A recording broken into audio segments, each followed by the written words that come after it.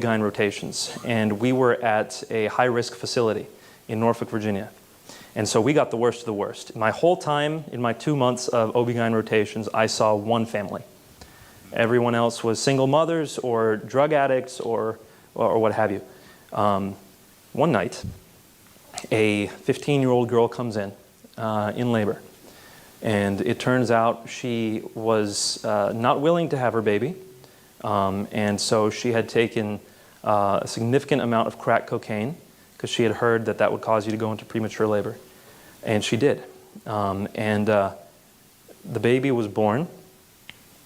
And I'm sorry, this is difficult to remember. They had the baby being examined by the neonatologists, and just very small, very light, and breathing heavily, and obviously on the verge of death.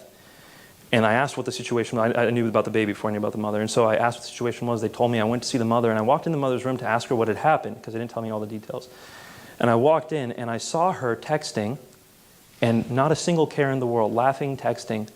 And I asked her, what's going on? Are you concerned? Is this the right room? Is this the right baby? And she would not refer to the baby as her. She would refer to her as it. It was just something that didn't matter. Now, how does this play in? I was shocked that day, absolutely shocked at the level of apathy. In fact, I would say an anger welled up in me at the level of apathy towards this girl. And so I went and I started reading her H&P. I started reading her records, and when I found out her history, she had been abused as a child. Her family all did drugs. She didn't have a father in the picture. And I'm reading this and I say, who do I get angry at? Who am I supposed to be angry at here? Is it her? Is it the person who is supposed to be in her life and take care of her as a father? Is it the people who are supposed to protect her from? Who do I get angry at? And for the first time, I was just furious at the sin in the world. And yet, all of a sudden, I had this desire to care for this girl.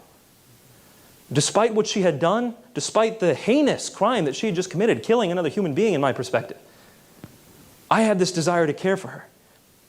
And all of a sudden, it hit me. And I'm not a father yet, but it hit me that the love of a father goes beyond any sin. The love of a father who understands their child goes beyond any sin. I think about my father, who I call Abba. If I sin against Abba, it doesn't matter what I do. It doesn't matter what I do. He would still love me.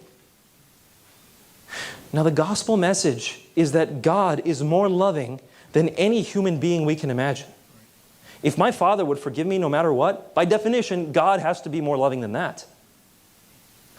Now, in Islam, it's clear in the Quran, God does not love those who are unrighteous. This isn't something I'm making up. It's in the Quran. God does not love the sinners. And so, as you look through the Quran, you don't have unconditional love.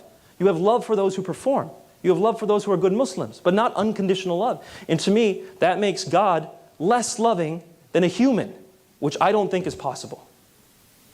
And so, again, this is a personal anecdote. This is something that tied things together for me. The beauty of the gospel message is that God loves even those who sin because He understands. And that for me was powerful. Thank you so much for asking the question. Thank you. I don't know if you're watching this video as a Muslim or as a Christian